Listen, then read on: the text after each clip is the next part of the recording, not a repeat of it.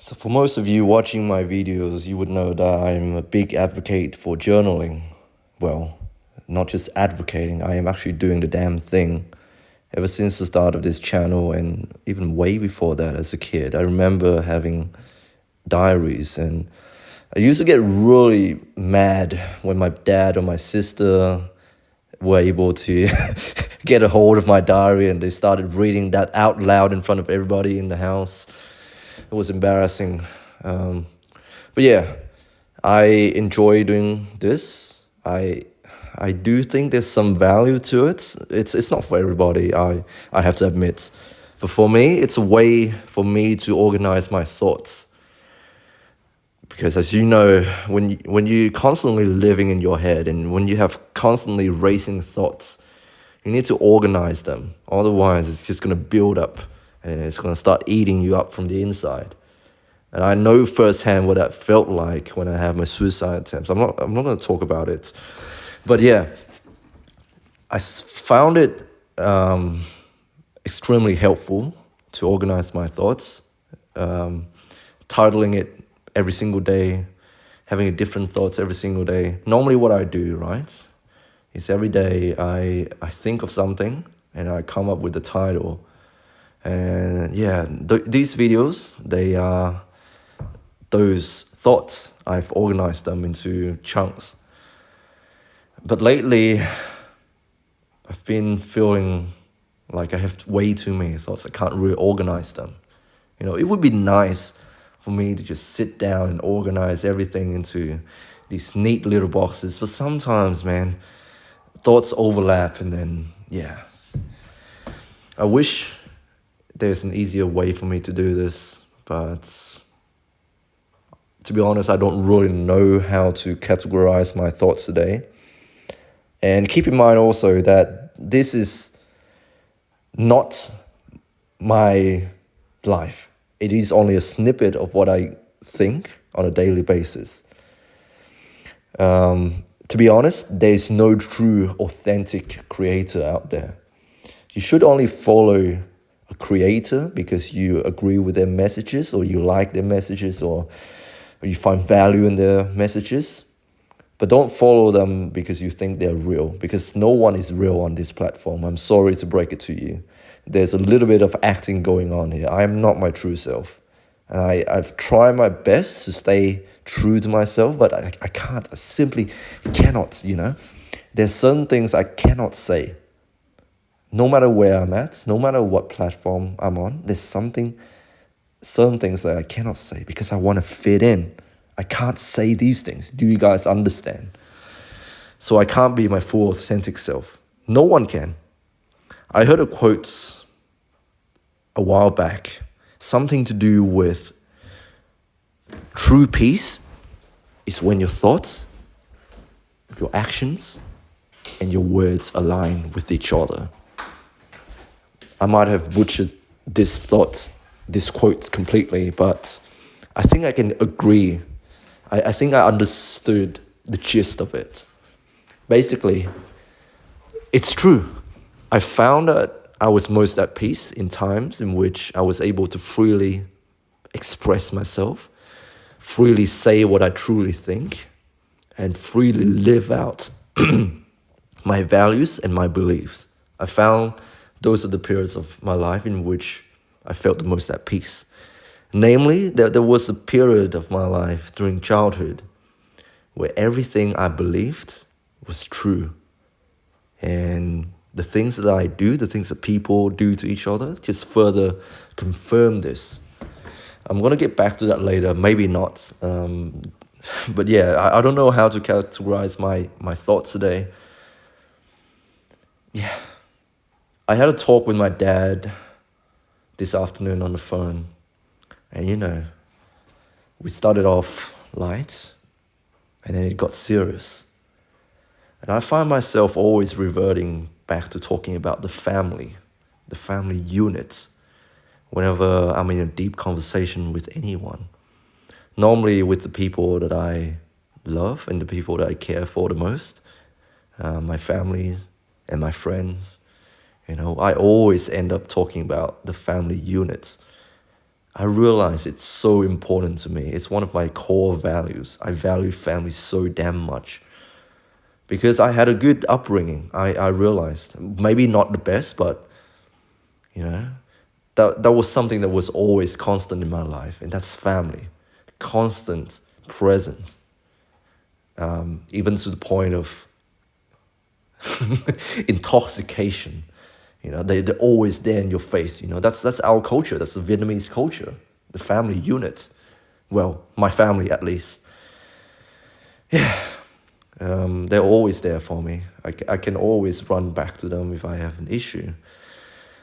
My dad started talking about, hey son, are you thinking of buying a house? How's your job?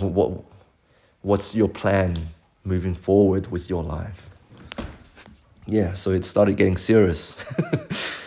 And I said to him, yeah, I'm thinking of buying a house. And then he said, if you want, I can loan you some money. I can put some money towards your first house.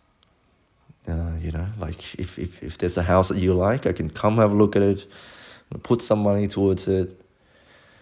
Because the plan for me, well, I think it's the plan for most people, most of my colleagues, most of the people around me, the people with the same socio-economic background as me, is that we're looking for a house. We buy a house. We need to get in the game, and we need to get in quickly, or we're gonna miss out. There's all this fear of missing out. All of my colleagues, I realized all of my colleagues, the people that graduate from the same year as me, everybody is already owning a house, already paying off the mortgage, already partnered. I'm like behind. I'm severely behind in life. What the hell am I doing?